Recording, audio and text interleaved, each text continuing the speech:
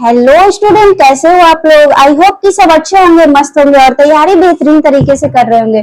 तो आज अब हम लोग जो दो चर वाले रैखिक समीकरण युग्म है, कल हम लोग क्या किए थे, क्वेश्चन नंबर 1 को किए थे।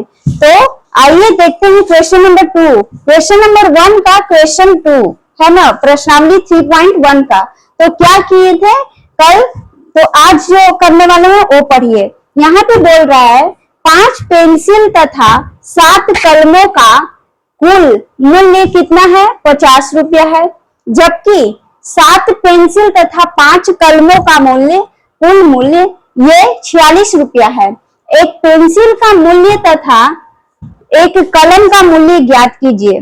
देखिए यहाँ पे कल हम लोग लड़का लड़की वाला जो क्वेश्चन था वो किए थे।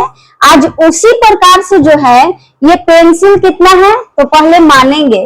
दो चर वाले रैखिक समीकरण में मानते हैं पहले। तो क्या करेंगे, पहले मानेंगे।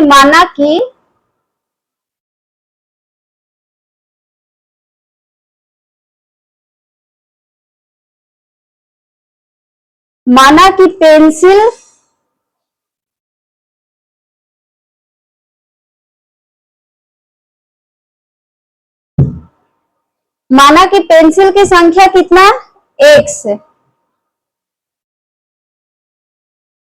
ये हो गया। और कलम की संख्या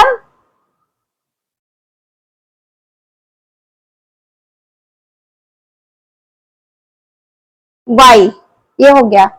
पेंसिल और कलम, तो यहाँ पे बोल रहा है 5 पेंसिल तथा 7 कलम। तो यहाँ पे देखिए शर्त 1 करके बनाएंगे।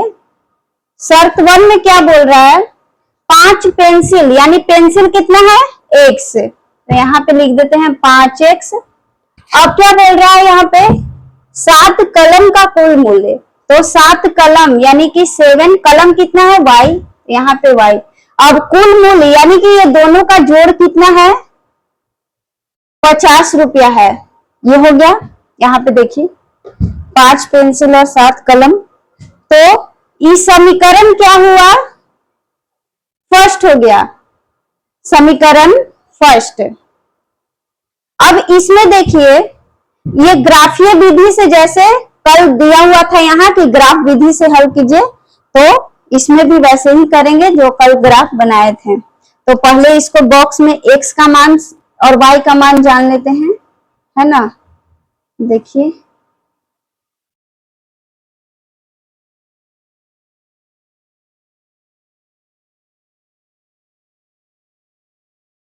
ये हो गया x और ये y, x और y। तो देखिए यहाँ 5x प्लस 7y बराबर 50 है। यहाँ पे लिखते हैं 5x प्लस 7y बराबर 50 है। तो x का मान कितना रखेंगे कि 50 आ जाएगा। तो अपना अपना मान रखिए, जैसे कि हम रखते हैं, देखिए 5 गुना यहाँ पे x का मान 10 रखते हैं, प्लस 7y बराबर 50। 50 प्लस 7y बराबर 50। तो इसमें देखिए ये जो है यहाँ पे 7y बराबर 50, तो 100 नहीं, देखिए यहाँ पे फिर से करते हैं। y का मान, x का मान जो है अगर 3 रखते हैं, पहले हम लोग 1 से, यानी y का मान 0 रखते हैं।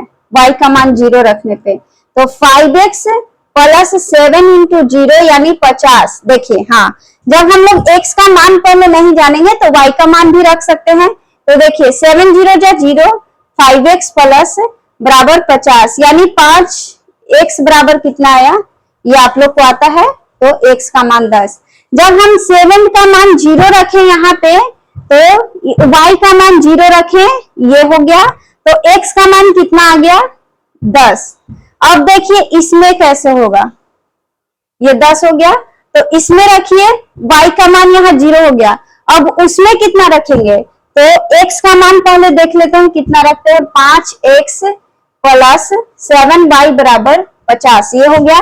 तो 5x, तो 5x में कितना मान रखेंगे कि 5x प्लस 7y, तो यहाँ पे रख के देखिए x, तो x का मान 3 रखते हैं, ठीक है, रख के देखते हैं x 7y बराबर 50, 5×15 और ये नहीं होगा, अब दूसरा रख के देखते हैं, तो y का मान, ये y का मान 5 रखने पे तो 5x प्लस 7y बराबर 50, ये हो गया। तो चलिए पहले हम लोग y का मान देख लेते हैं। तो अगर यहाँ पे y का मान 5 रखते हैं तो 5x प्लस 7 इंटू 5 बराबर 50, तो 7 पचे 35, ये हो गया। तो 50 में से 35 गया यानी 15 और 5x बराबर 5 या 15, यानी जब हम y का मान रखे 5 तो x का मान कितना निकल गया 3। ऐसे भी कर सकते हैं, आप लोग करिएगा। अब इसमें देखिए ये समीकरण फर्स्ट वाला था, x और y का मान निकल गया ग्राफ से। अब इसका ग्राफ बनाएंगे, पहले हम लोग ये शर्त 2 को जान जाएंगे। ये शर्त 1 है और शर्त 2 क्या बोल रहा है, तो शर्त 2 है ना। अब नीचे देखिए पढ़ते हैं क्वेश्चन, और क्वेश्चन पढ़ के समझते हैं, उसके बाद हल करेंगे। जबकि 7 पेंसिल तथा 5 कलमों का कुल मूल्य है ना, 7 पेंसिल यानी कि पेंसिल कितना है x, तो यहाँ पे लिख देते हैं 7x है ना। उसके बाद 5 कलम, तो यहाँ पे 5 कलम यानी कि y, ये हो गया। अब इसमें देखिए कुल मूल्य कितना बोल रहा है 46, तो यहाँ पे 46 लिख दिए। अब इधर क्या कह रहा है कि इसमें भी समीकरण फर्स्ट ये हो गया, समीकरण फर्स्ट।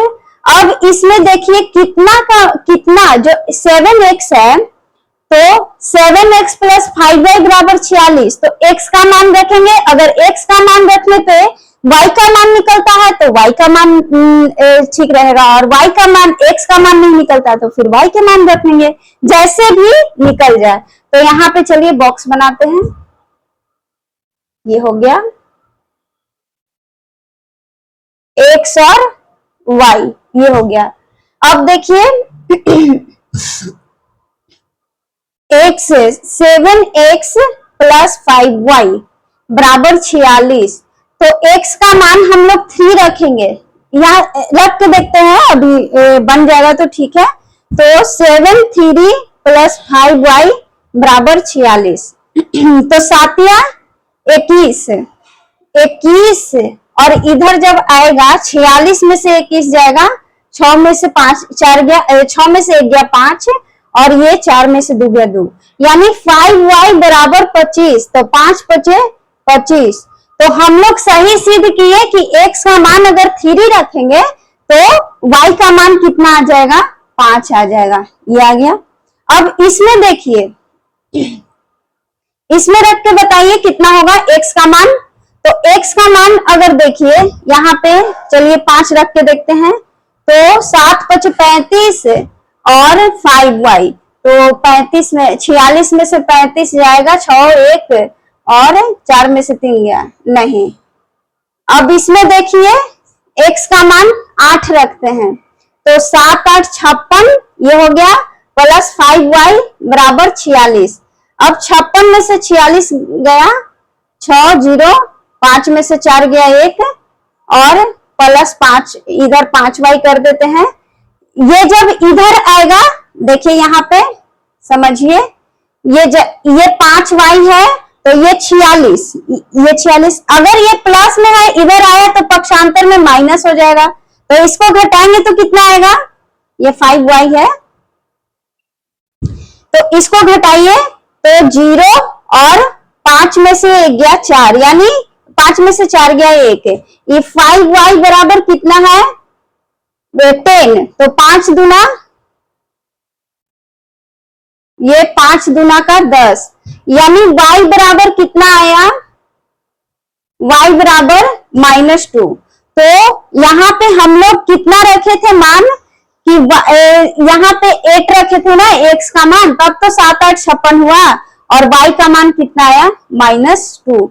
अब इसको देखिए, ये क्या बोल रहा है, पहले इतना ये जो कर लिए, ये इसका ग्राफ निकल गया समीकरण 1 का और ये समीकरण 2 का। अब इसका ग्राफ बनाएंगे, तो पहले इसको देख लीजिए, उसके बाद देखो तो ये पूरा आ रहा है ना। हाँ पहले ही देखो पूरा आ रहा है ना ये रिमझिम, देखो ये पूरा आ रहा है उसमें। तो अब ये जो है इसका ऐसे बन गया। अब इसको ग्राफ बनाते हैं, तो चलिए हम लोग ग्राफ बनाने के लिए कल भी सीखे थे, आज भी सीखेंगे। आइए हम लोग अब ग्राफ बनाने के लिए सीखेंगे। तो देखिए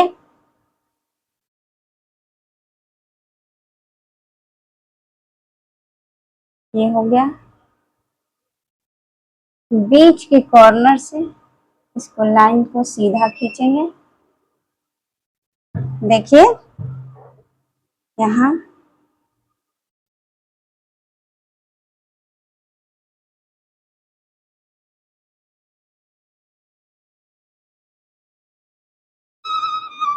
ये हो गया।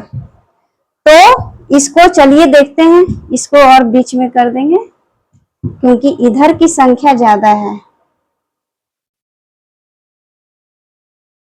एक्स की संख्या ज्यादा है। ये हो गया। तो अब देखिए इसमें लिखते हैं 1 2 3 4 5 6 7 8 9, चलिए 9 तक ही रहने देते हैं। ये हो गया। अब ऊपर, तो इसमें पहले देख लेंगे, उसी हिसाब से हम अपना ग्राफ बनाएंगे क्योंकि मेरा बोर्ड छोटा है। तो देखिए x का मान 10 है और यानी x का मान 10 भी है, तो यहाँ पे 10 तक बनाने पड़ेगा। ये 10 हो गया। अब इसमें देखिए x का मान 8 है, तो x और 10 को बना लिए तो 8 भी कंप्लीट हो गया। अब y का मान कितना है, 5 है और ऊपर भी 5 है, तो यानी ऊपर ज्यादा भी नहीं बनाएंगे तो चलेगा। 1 2 3 4 5 और 6, ये हो गया, 6 तक बना लिए। नीचे माइनस का 2 है y, तो चलिए नीचे भी कर लेते हैं। -1 -2, देखिए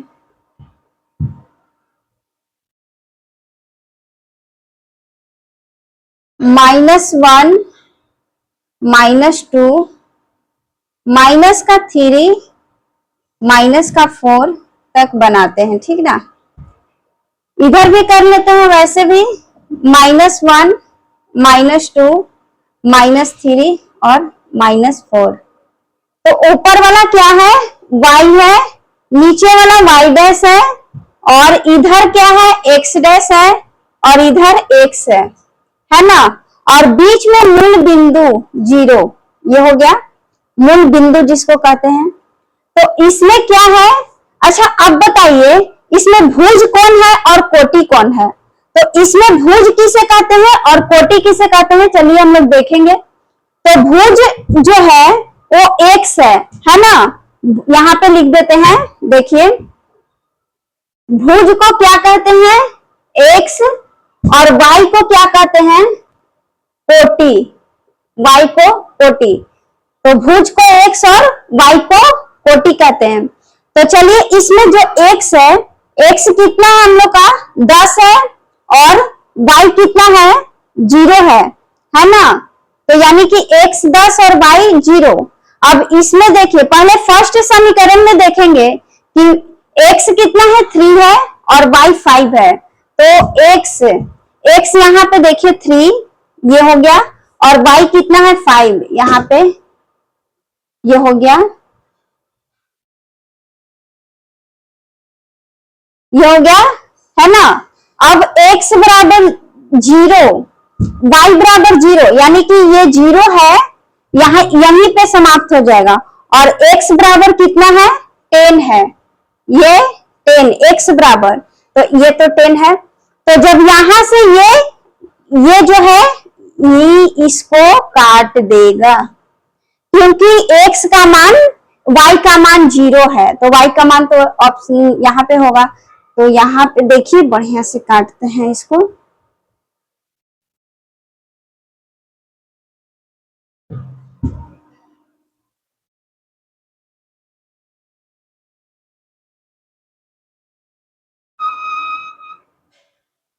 ये हो गया 10। ये तो x का मान, ये जो है y का मान -2 हो गया और ये 8 हो गया। तो अब जो है ये यहां से जो है देखिए इसकी भाग, तो यहाँ पे क्या बोल रहा है, ये जो है यहाँ पे 3 5 ये कट गया और ये कट गया, तो 8 और ये माइनस का 2 ये हो गया। अब इसमें देखिए अतः हल कितना आया, हल बराबर x बराबर 3 और y बराबर 5।